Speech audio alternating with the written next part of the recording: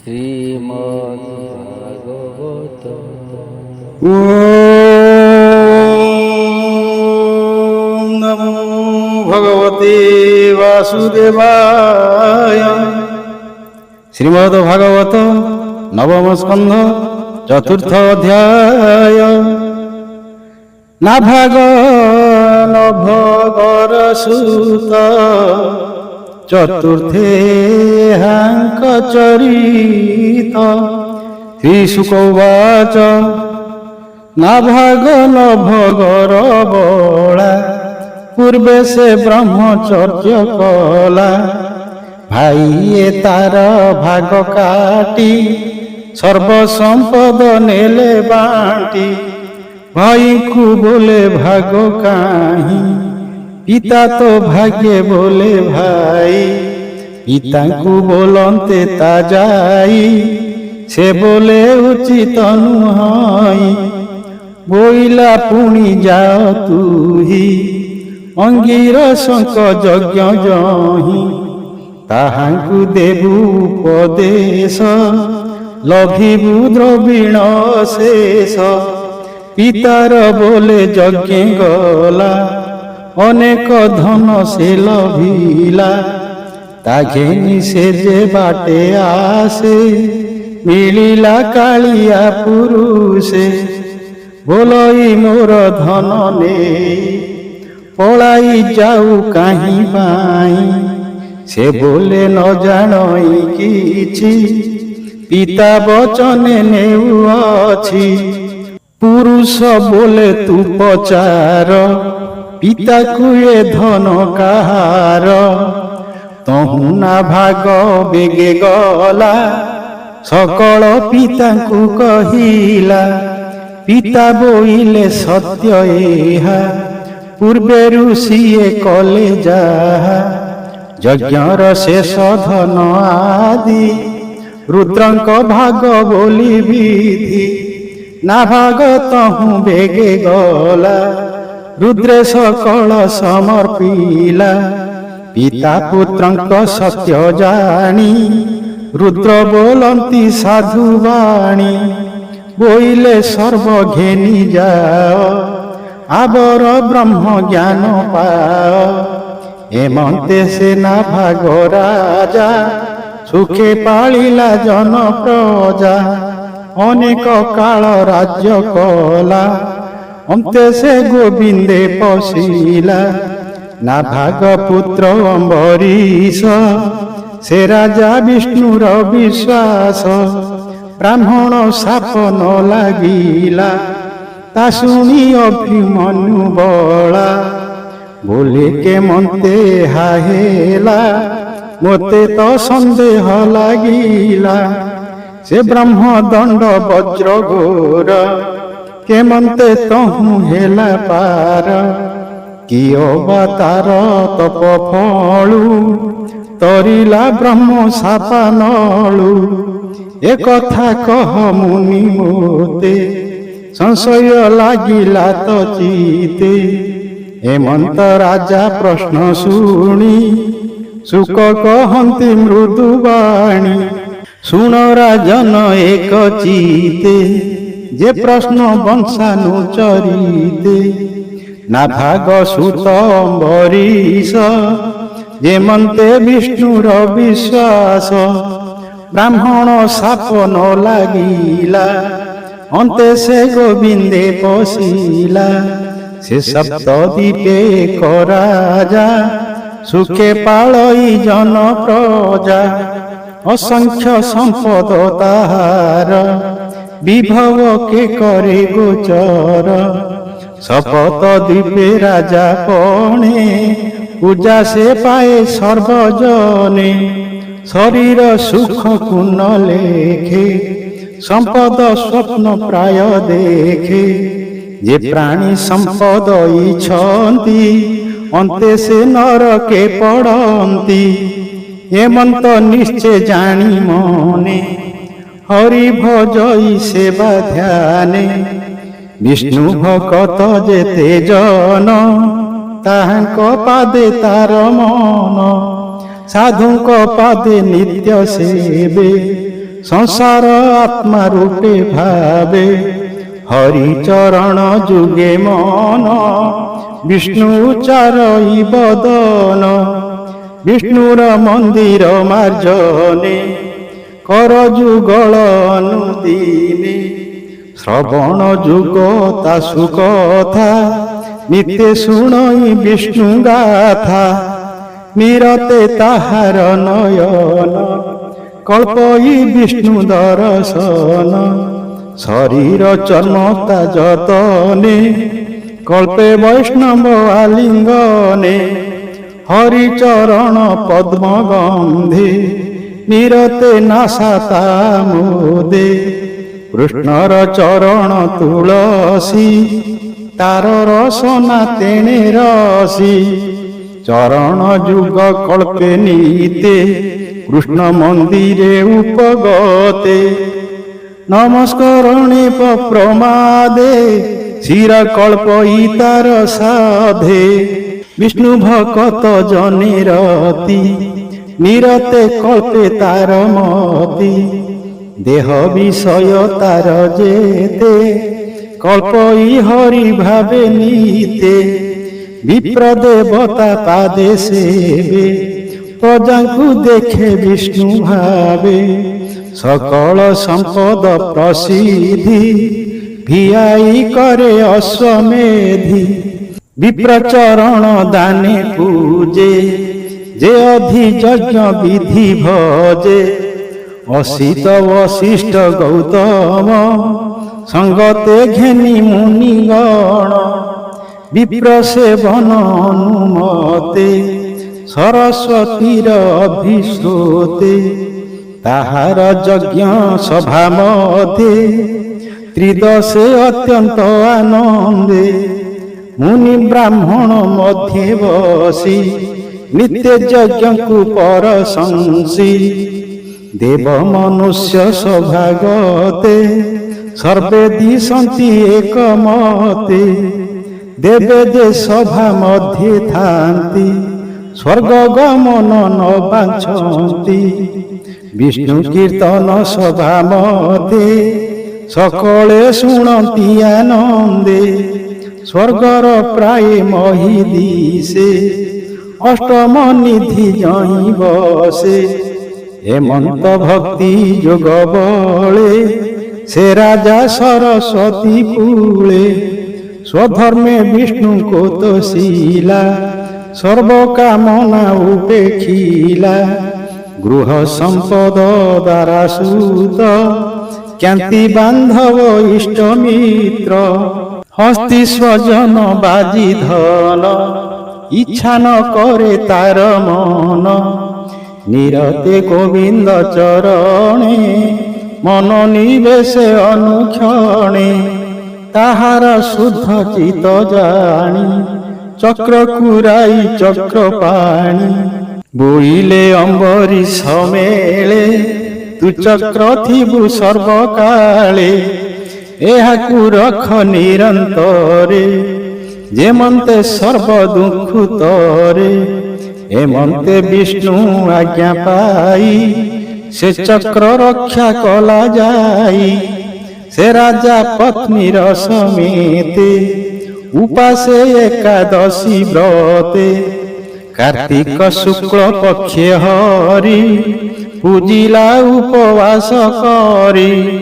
ପ୍ରଭାତ କାଳେ ମଧୁବନେ କାଳନ୍ଦୀ କୂଳେ ଏକ ଧ୍ୟାନେ ଆନନ୍ଦେ ପତ୍ନୀର ସಮೇତେ ବିଷ୍ଣୁ ପୂଜିଲା ଦୃଢ଼ ଚିତେ ଦ୍ରବ୍ୟ ସମ୍ପାଦି ଅତିରେକେ ପୂଜିଲା ମହା ଅଭିଷେକେ ଉତ୍ତମ ବସ୍ତ୍ର ଅଳଙ୍କାର ସୁଗନ୍ଧ ମାଲ୍ୟ ଉପହାର ସଙ୍ଗତେ ଘେନି ନିଜ ନାରୀ ଏକାନ୍ତ ଭାବେ ପୂଜା କରି ଉତ୍ତମ ବ୍ରାହ୍ମଣ ବସାଇ ସୁନ୍ଦର ଧେନୁ ମାନ ଦେଇ ଧେନୁକୁ କରି ଅଳଙ୍କାର ସୁବର୍ଣ୍ଣ ଶୃଙ୍ଗ ରୌପ୍ୟ କୁର ପୃଷ୍ଠ ପାରୁଷେ ତାମ୍ର କାଂସେ ବସ୍ତ୍ର ଏ ମଣ୍ଡିଲା ହରସେ ସୁଶୀଳା ବସା ପୟୋସିନୀ ମଣ୍ଡିଲା ଅଳଙ୍କାର ଘେନି ବିପ୍ରବସାୟୀ ବାକ୍ୟ କଲା ଷଡ଼ୟୁତ ଧେନୁ ଦେଲା ସୁସ୍ୱାଦୁ ଅନସଡ଼ ରସେ ବିପ୍ରଙ୍କୁ ଭୁଞ୍ଜାଇ ହରସେ ବିପ୍ରଙ୍କ ପାଦ ଯୁଗେ ଲାଗି ପାରଣା ଅର୍ଥେ ଆଜ୍ଞା ମାଗି ଉଦ୍ୟମ କଲା ନରପତି ଏମନ୍ତେ ମିଳିଲେ ଅତିଥି ଦୁର୍ବାସା ଶଙ୍କରଙ୍କ ଅଂଶେ ଯାହାଙ୍କୁ ଦେଖି ଜନତ୍ରାସେ ତାହାଙ୍କୁ ଦେଖି ନୃପମଣି ଆସନ ପାଦାସନ ଆଣି ପୂଜିଲା ଅତିଥି ସ୍ୱଭାବେ ଆନନ୍ଦେ ଅତି ଗୌରବେ ତାହାଙ୍କ ପାଦ ତଳେ ପଡ଼ି ରାଜା ବୋଲଇ କର ଯୋଡ଼ି ଓ ମୁନି ପାରଣା ମୋହର ମୋହର ଘରେ ଭିକ୍ଷା କର ତକ୍ଷଣେ ଅମ୍ବରୀଶ ବୋଲେ ମୁନି ମଧ୍ୟାହ୍ନ କର୍ମେ ଗଲେ ଆନନ୍ଦ ମନେ ଧ୍ୟାନ କରି କାଳନ୍ଦୀ ଜଳେ ମୋଦ ଭରି ସେ ଜଳେ ସ୍ନାନ ସନ୍ଧ୍ୟା କଲେ ଆସନେ ବସି ନଦୀ କୂଳେ ଏବେ ହୋ ଶୁଣ ନୃପମଣି ରାଜା ବିଚାରେ ବିପ୍ରେ ଘେନି ପାରଣା ହୋଇଲା ଉଛୁର ଅତିଥି ନଇଲେ ମୋହର କେମନ୍ତେ କରିବି ଭୋଜନ ଅବଜ୍ଞା କରି ମହାଜନ ଅର୍ଦ୍ଧ ମୁହୂର୍ତ୍ତେ ଅଛି ବେଳ ଯଥାର୍ଥ ପାରଣାର କାଳ ଉଛୁର ପାରଣାର ବେଳା ମୋତେ ତ ସଙ୍କଟ ପଡ଼ିଲା ଯେ କର୍ମ କଲେ ସାଧୁ ବାଣୀ ଲୋକେ ବୋଲିବେ ମୋତେ ପୁଣି ଅଧର୍ମ ଲାଗିବଟି ମୋତେ ପାରଣା କରିବି କେମନ୍ତେ ଜଳ ଗଣ୍ଡୁ ସେ କରି ପାନ ଅତିଥି କରାଇ ଭୋଜନ ପଛେ ମୁଁ କରିବି ଆହାର ଏତେ ବିଚାରି ନୃପବର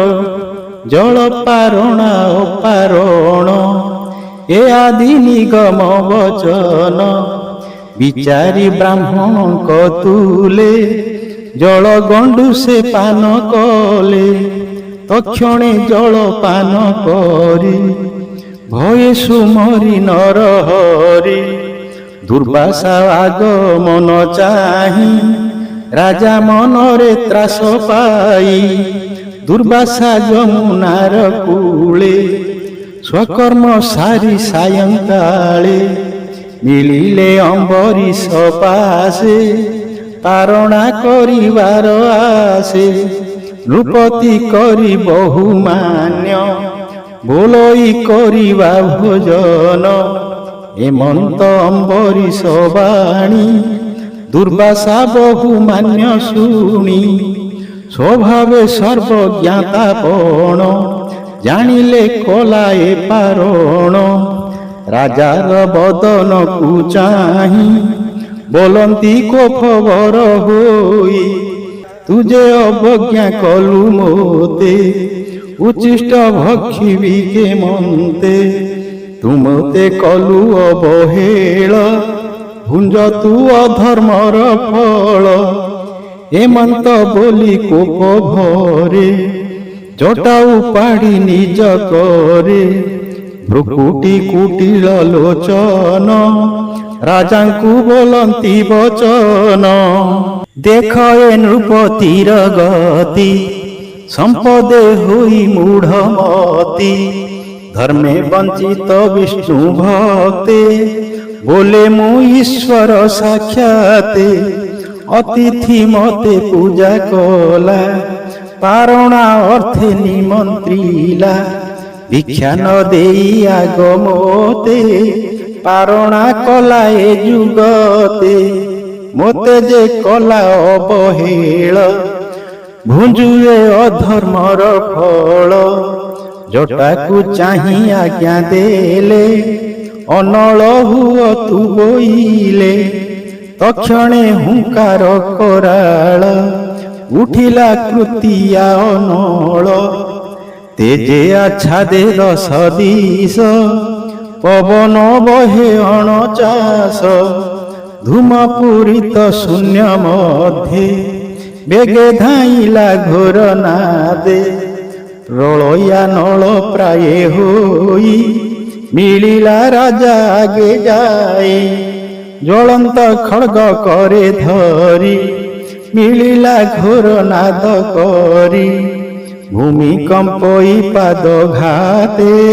ପର୍ବତ ଉଡ଼େ ଶ୍ୱାସ ବାତେ ଦେଖି ତାହାର ତେଜ କଳା ରାଜା ଚରଣେ ନ ଘୁଞ୍ଚିଲା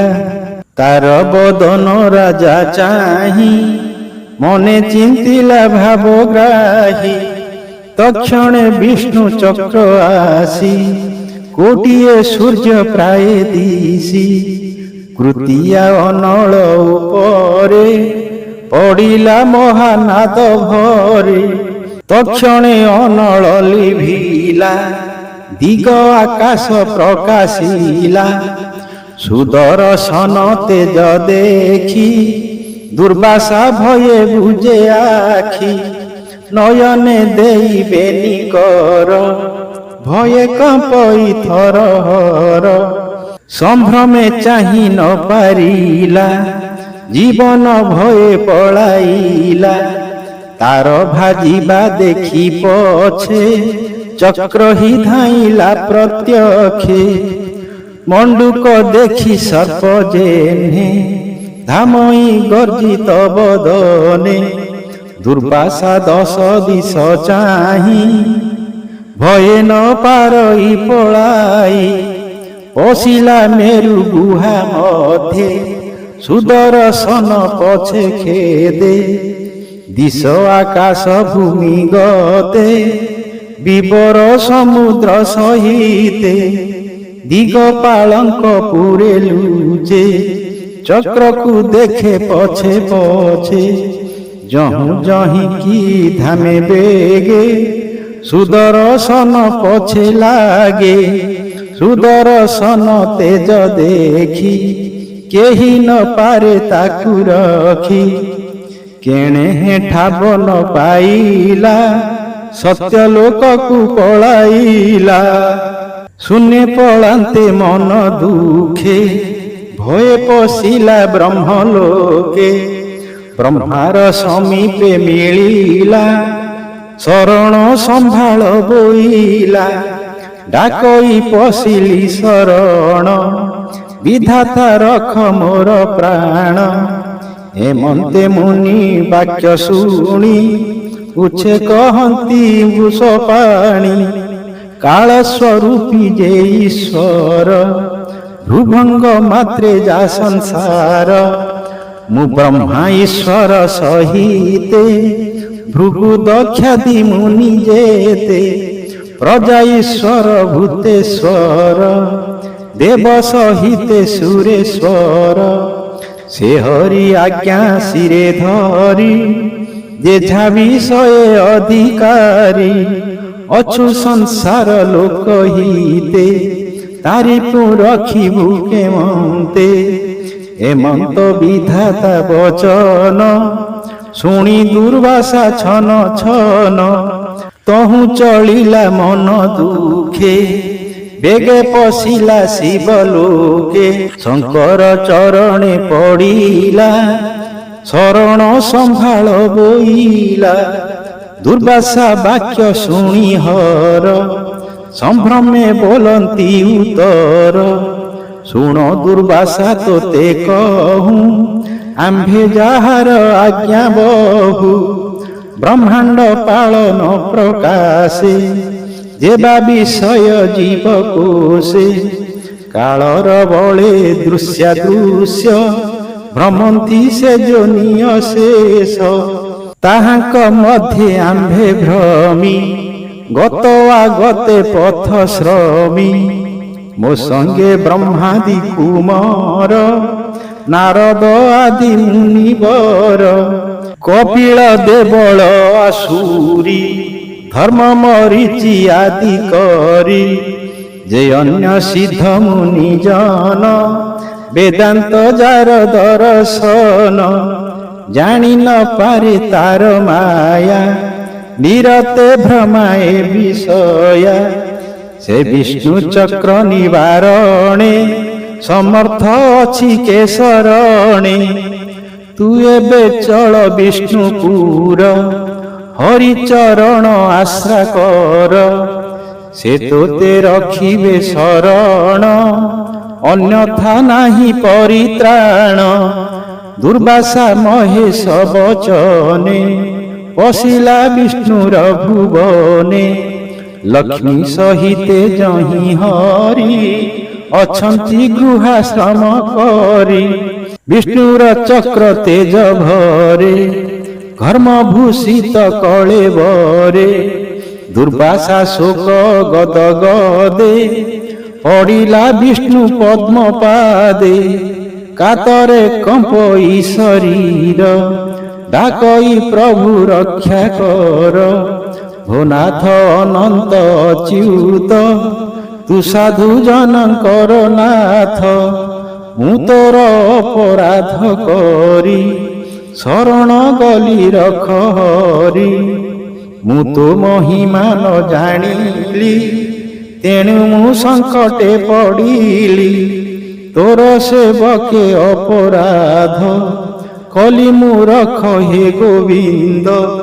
ତୋର ଭକତ ତୋର ଲୋକ ମୋତେ ଚକ୍ର ତେଜୁ ରଖ ଦୁର୍ବାସା ମୁଖ ଚାହିଁ ହରି କହନ୍ତି ଅତି ମୋଦ ଭରି ଶ୍ରୀ ଭଗବାନ ବାଚ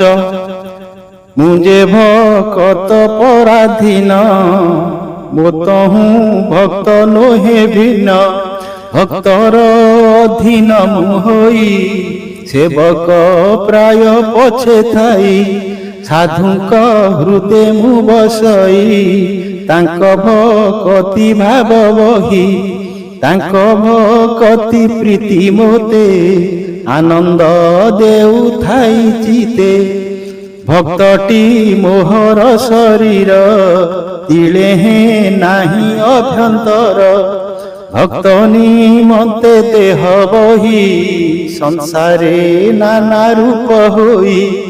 ଅତ୍ୟନ୍ତ ପ୍ରିୟ ମୋର ଭକ୍ତ ମୁଁ ଭକ୍ତ ଜନଙ୍କର ହିତ ଏକଥା ମୁନିକ ସଙ୍ଗମେ ଜାଣନ୍ତି ଆଗମ ନିଗମେ একথা পরম্পরা বিধি বেদ পুরাণ মার্গে সিদ্ধি যে পশে মোহর শরণে সম্পদ তুচ্ছ প্রায় মণে দ্বারা মন্দির সুত ধন কেবে নকল্পে তা মন যে প্রাণ ছাড়ে মোর হিতে মু তাকু ছাড়িবি কেমন্তে মোর বিষয়ে চিত্ত স্থাপে মোতে দেখই আত্মা রূপে মু তাকু দিশে সর্বভূতে হৃদয়ে থায়ে অবিরতে ভক্তিরে মোতে বশ করি নিজ পুরুষে জেনে নারী মোর চরণ নিত্যে চিন্তি চতুর্ধা মূর্তি ন বাছন্তি জন্ম মরণ তাপ নাহি স্থিতি সংহার আউ কাহি মোর হৃদয় ভক্ত জন মুহিটি তাহাঙ্ক জীবন মো তহু ন জানতি আন মু তাঙ্ক প্রিয় ইষ্ট ধন এবে মো ভক্ত অপরাধে সুদর্শন তোতে বাধে যে মোর ভক্ত কু পীড়ন্তি মো চক্র তেজে সে পড়ন্তি বিপ্রে যে তপ বিদ্যা বলে শ্রেয় করন্তি এ শয়লে সে যেবে ভক্ত কু পীড়ন্তি উভয় লোক ন লভন্তি এবে তু যাও বেগ হই না ভাগ পুত্র অছি যহি ତାରେ ଶରଣ ପଶଏବେ ମୋ ଚକ୍ରୁ ନିସ୍ତରୀ ବୁଝେବେ ବୋଲଇ ବିପ୍ର ଜଗନ୍ନାଥ ନବମ ସ୍କନ୍ଦେ ଭାଗବତ ଗୋବିନ୍ଦ ଆଜ୍ଞା ପରମାଣେ ଦୁର୍ବାସା ଗଲା ତତ୍କ୍ଷଣେ ହରି ଭକତଙ୍କ ମହିମା ଏ କହିପାରେ ଗୁଣ ସୀମା ଭକ୍ତ ଚରଣ ସେବା ଫଳେ ପ୍ରସନ୍ନ ହୁଅନ୍ତି ହରି ଭୋଲେ ସୁଜନେ ଚିନ୍ତ ହରି ପାଦେ ତରିବ ବିଷୟ ପ୍ରମାଦେ।